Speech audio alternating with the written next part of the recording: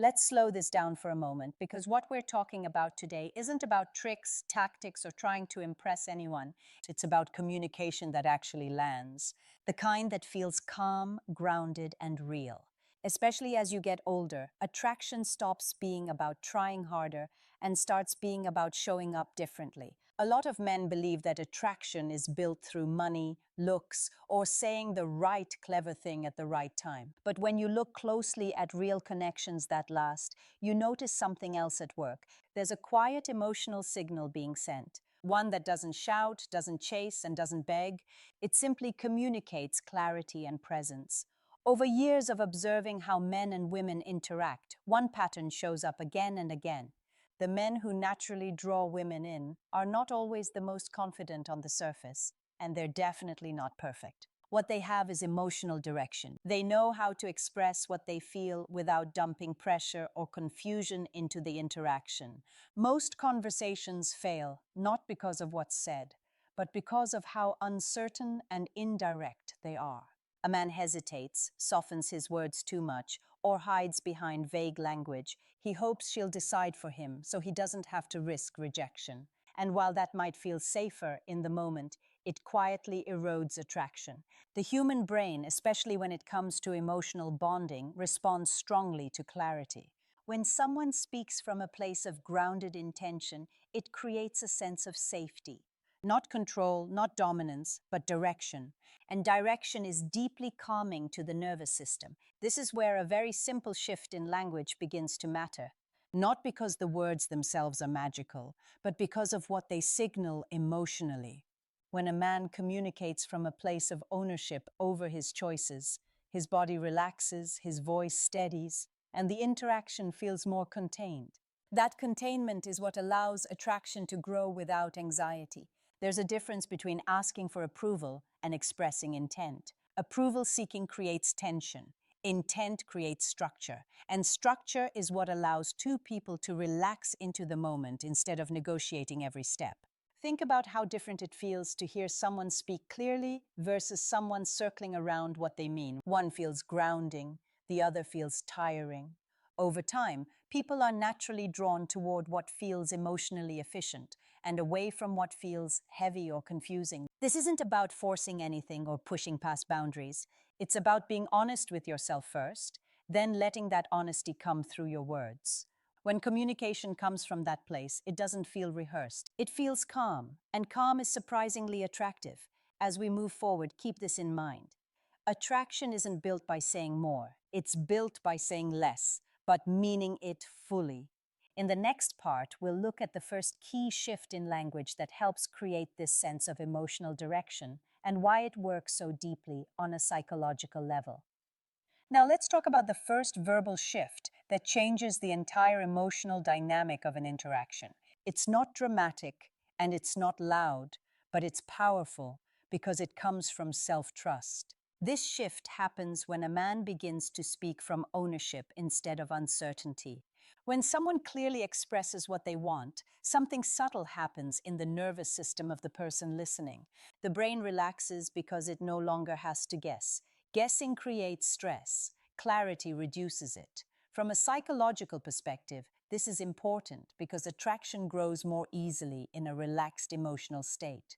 When a man says what he wants calmly and directly, he is signaling that he can handle the outcome, whatever it may be. That signal is more important than the words themselves. It tells the other person, "You don't have to manage my emotions for me." And that removes a hidden burden many women feel in early interactions. This isn't about demanding or insisting. It's about stating intention without apology. There is a big difference between pressure and presence. Pressure feels tight. Presence feels open. One pushes forward. The other stands still and lets the moment respond. For example, there is a huge emotional gap between saying something hesitantly and saying it with grounded certainty. When language is indirect, it often carries an unspoken message of fear.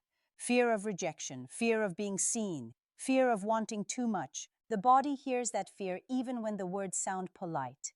On the other hand, clear intention feels emotionally clean. It doesn't trap the other person, it simply invites them. And invitations feel good because they preserve choice.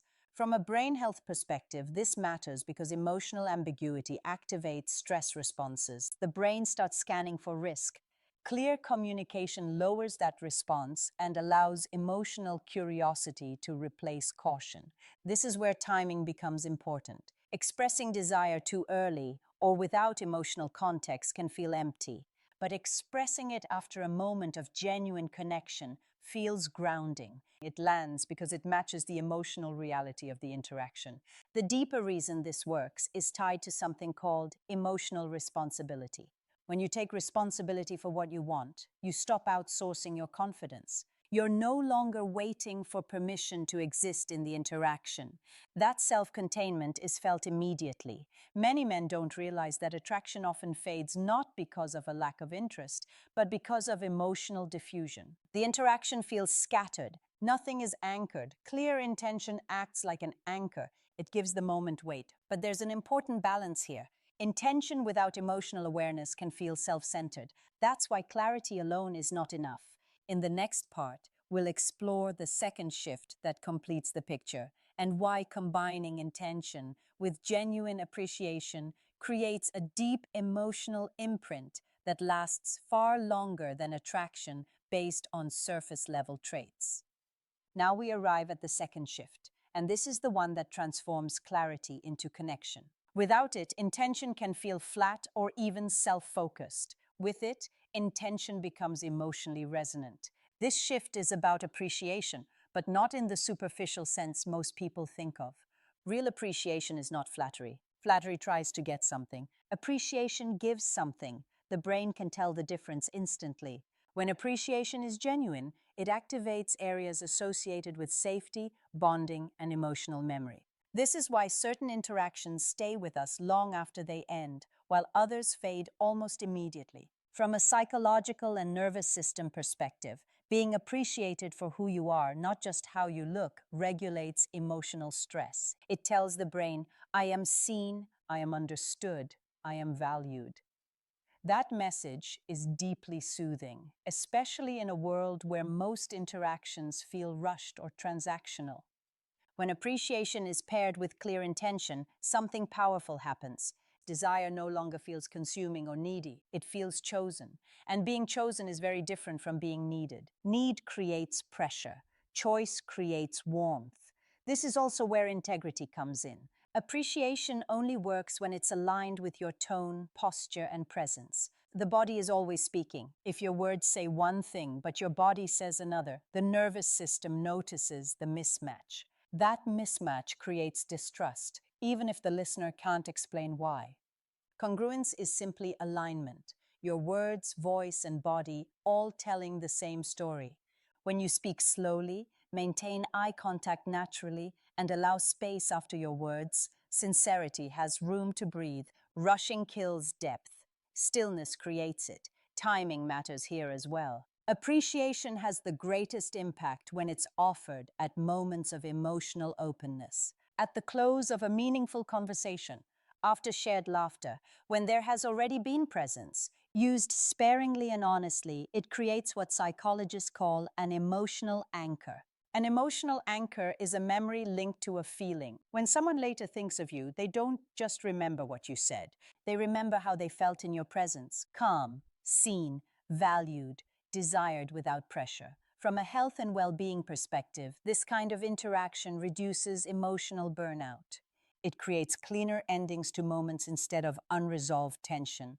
Clean emotional experiences are easier for the brain to process and store positively. The goal here is not perfection, it's authenticity with direction. You don't need to say everything right. You only need to be real and responsible for your inner state. When you are grounded in yourself, your communication naturally becomes clearer and warmer. As you use these shifts, remember that attraction is not something you force. It's something you allow by removing confusion. Speak with intention, appreciate with sincerity, stay aligned in your body and tone, and trust that being real, calm, and present is more than enough. That's where connection begins.